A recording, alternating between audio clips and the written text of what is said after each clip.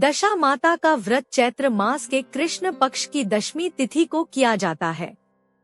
सुहागिन महिलाएं यह व्रत अपने घर की दशा सुधारने के लिए करती हैं।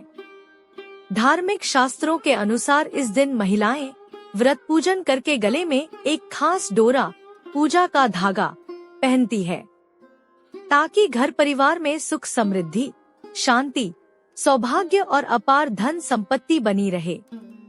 इस व्रत में साफ सफाई का विशेष ध्यान रखते हैं। इस दिन झाड़ू आदि खरीदने की परंपरा भी प्रचलित है। पौराणिक ग्रंथों के अनुसार यह व्रत करने से सभी तरह की परेशानियों से बचा जा सकता है। पूजा विधि।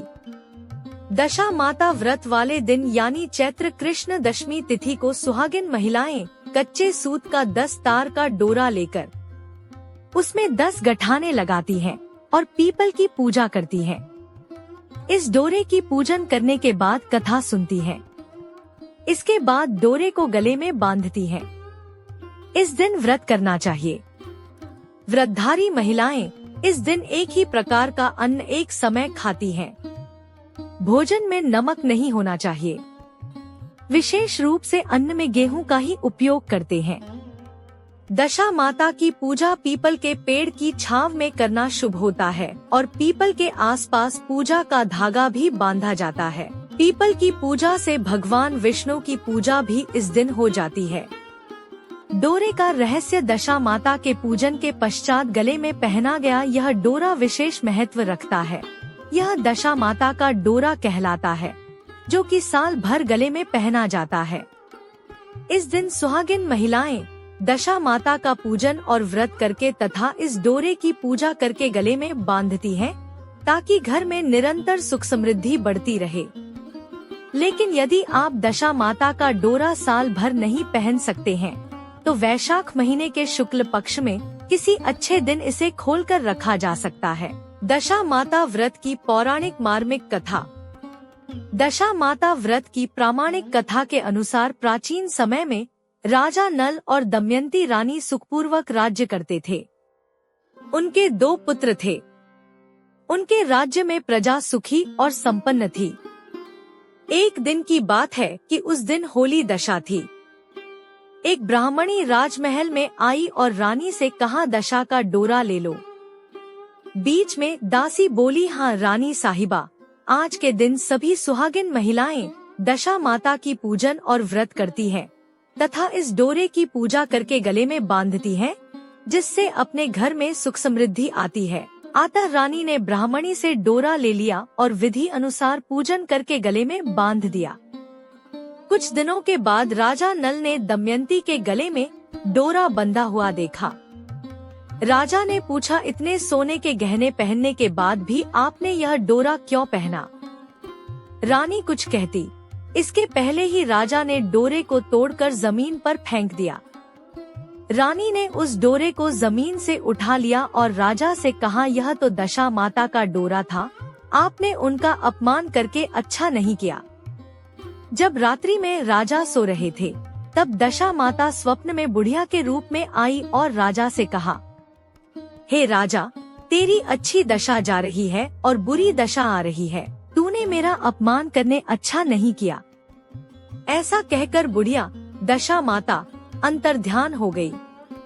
अब जैसे तैसे दिन बीतते गए, वैसे वैसे कुछ ही दिनों में राजा के ठाट बाट, हाथी घोड़े, लाव लश्कर, धन धान्य, सुख शांति सब कुछ नष्ट होने लगे। अब तो भूखे मरने का समय तक आ गया। एक दिन राजा ने दमयंती से कहा, तुम अपने दोनों बच्चों को लेकर अपने मायके चली जाओ। रानी ने कहा, मैं आपको छोड़कर कहीं नहीं जाऊंगी। जिस प्रकार आप रहेंगे उसी प्रकार मैं भी आपके साथ रहूंगी। तब राजा ने कहा, अपने देश को छोड़कर दूसरे देश में चलें। वहाँ जो भी काम मिल जाएगा वही काम कर लेंगे। इस प्रकार नल दमयंती अपने देश को छोड़कर चल दिए। चलते चलते रास्ते में भील राजा का महल दिखाई दिया। वहाँ राजा ने अपने दोनों बच्चों को अमानत के तौर पर छोड़ दिया। आगे चले तो रास्ते में राजा के मित्र का गांव आया। राजा ने रानी से कहा, चलो हमारे मित्र के घर चलें। मित्र के घर पहुंचने पर उनका खूब आदर सत्कार हुआ और पकवान बनाकर भोजन कराया। मित्र ने अपने शयन कक्ष में सुलाया। उसी कमरे में मोर की आकृति की खूंटी पर मित्र की पत्नी का हीरो जड़ा कीमती हार टंगा था। जब मध्यरात्रि में रानी की नींद खुली तो उन्होंने देखा कि वह बेजान खूंटी हार को निगल रही है। यह देखकर रानी ने तुरंत राजा को जगाकर दिखाया और दोनों ने विचार किया कि सुबह होने पर मित्र के पूछने पर क्या जवाब देंगे, अतः यहाँ से इसी समय चले जाना चाहिए। राजा रानी दोनों रात्रि को ही वहाँ से चल दिए। सुबह होने पर मित्र की पत्नी ने खूंटी पर अपना हार देखा। हार वहाँ नहीं था। तब उसने अपने पति से कहा, तुम्हारे मित्र कैसे हैं जो मेरा हार चुराकर रात्रि में ही भाग गए हैं। मित्र ने अपनी पत्नी को समझाया कि मेरा मित्र कदापि ऐसा नहीं कर सकता, धीरज रखो, कृपया उसे चोर मत कहो। आगे चलने पर राजा नल की बहन का गाँव आया। राजा ने बहन के घर खबर पहुंचाई कि तुम्हारे भाई भौजाई आए हुए हैं।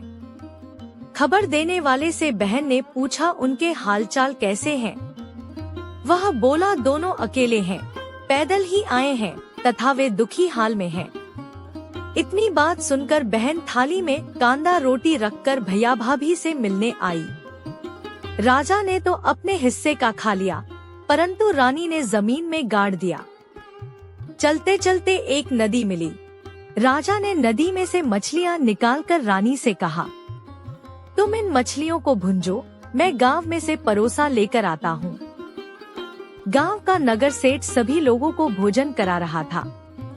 राजा गांव में गया और परोसा लेकर वहां से चला तो रास्ते में चील ने झपट्टा मारा तो सारा भोजन नीचे गिर गया। राजा ने सोचा कि रानी विचार करेगी कि राजा तो भोजन करके आ गया और मेरे लिए कुछ भी नहीं लाया। उधर रानी मछलियां भूजने लगी तो दुर्भाग्य से सभी मछलियां जीवित होकर नदी में चली गईं। रानी उदास होकर सोचने लगी कि राजा पूछेंगे और सोचेंगे कि सारी मछलियां खुद खा गईं।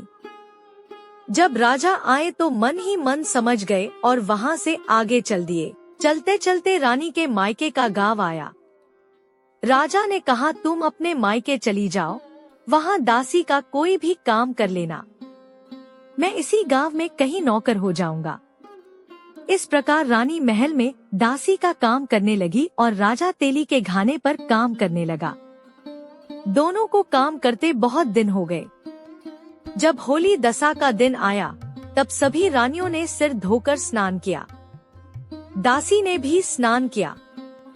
दासी ने रानियों का सिर गूंथा तो राजमाता ने कहा, मैं भी तेरा सिर गूंथ दूं। ऐसा कहकर राजमाता जब दासी का सिर गूंथ ही रही थी तब उन्होंने दासी के सिर में पद्म देखा। यह देखकर राजमाता की आंखें भर आईं और उनकी आंखों से आंसू की बूंदें गिरी। आंसू जब दासी की पीठ पर गिरे तो दासी ने पूछा, आप क्यों रो रही हैं? राजमाता ने कहा, तेरे जैसी मेरी भी बेटी है जिसके सिर में भी पद्म था, तेरे सिर में भी पद्म है। यह देखकर मुझे उसकी याद आ गई। तब दासी ने कहा, मैं ही आपकी बेटी हूँ। दशा माता के कोप से मेरे बुरे दिन चल रहे हैं, इसलिए यहाँ चली आई। माता ने कहा, बेटी तूने यह बात हमसे क्यों छिपाई? दासी ने कहा, माँ मैं सब कुछ बता देती तो मेरे बुरे दिन नहीं कटते। आज मैं दशा माता का व्रत करूंगी तथा उनसे गलती की क्षमा याचना करूंगी। अब तो राजमाता ने बेटी से पूछा, हमारे जमाई राजा कहाँ हैं? बेटी बोली, वे इसी गांव में किसी तेली के घर काम कर रहे हैं। अब गांव में उनकी खोज कराई गई और उन्हें महल में लेकर आए। जमाई राजा को स्नान कराया, नए वस्त्र पहनाए और पकवान बनवाकर उन्हें भोजन कराया गया। अब दशा माता के आशीर्वाद से राजा नल और दमयंती के अच्छे दिन लौट आए। कुछ दिन वहीं बिताने के बाद अपने राज्य जाने को कहा। दमयंती के पिता ने खूब सारा धन, लावलश्कर, हाथी घोड़े आदि देकर बेटी जमाई को विदा किया। रास्ते में वही जगह आई जहाँ रानी में मछलियों को भूना था और राजा के हाथ से चील के झपट्टा मारने से भोजन जमीन पर आ गिरा था। तब राजा ने कहा, तुमने सोचा होगा कि मैंने अकेले भोजन कर लिया होगा, परंतु चील ने झपट्टा मारकर गिरा दिया था। अब रानी ने कहा, आपने सोचा होगा कि मैंने मछलियां भूनकर अकेले खा ली होंगी, परंतु वे तो जीवित होकर नदी में चली गई थी। चलते चलते अब राजा की बहन का गांव आया। राजा ने बहन के यहाँ खबर भेजी। खबर देने वाले से पूछा कि उनके हालचाल कैसे हैं। उसने बताया कि वे बहुत अच्छी दशा में हैं। उनके साथ हाथी घोड़े लावलश्कर हैं। यह सुनकर राजा की बहन मोतियों की थाल सजाकर लाई। तभी दमयंती ने धरती माता से प्रार्थना की और कहा, माँ, आज मेरी अमानत मुझे वापस दे दो। यह कहकर उस जगह को खोदा जहाँ कांदा रोटी गाड़ दिया था। खोदने पर रोटी तो सोने की और कांदा चांदी का हो गया। ये दोनों चीजें बहन की थाली में डाल दी और आगे चलने की तैयारी करने लगे। वहाँ से चलकर राजा अपने मित्र के घर पहुँचे। मित्र ने उनका पहले के समान ही खूब आदर सत्कार और सम्मान किया।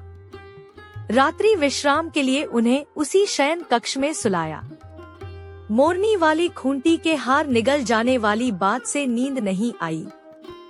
आधी रात के समय वही मोरनी वाली खूंटी हार उगलने लगी तो राजा ने अपने मित्र को जगाया तथा रानी ने मित्र की पत्नी को जगाकर दिखाया। आपका हार तो इसने निगल लिया था। आपने सोचा होगा कि हार हमने चुराया है। दूसरे दिन प्रातःकाल नित्य कर्म से निपटकर वहाँ से वे चल दिए।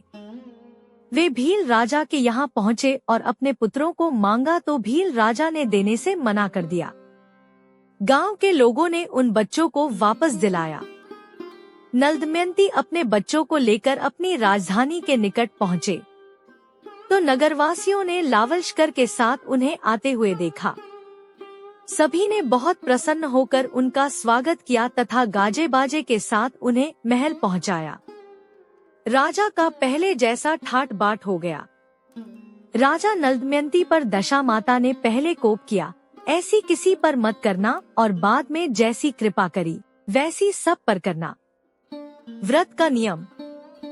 चैत्र कृष्ण दशमी के दिन दशा माता का यह व्रत यदि एक बार रख लिया तो इसे जीवन भर किया जाता है और इसका उद्यापन नहीं होता है।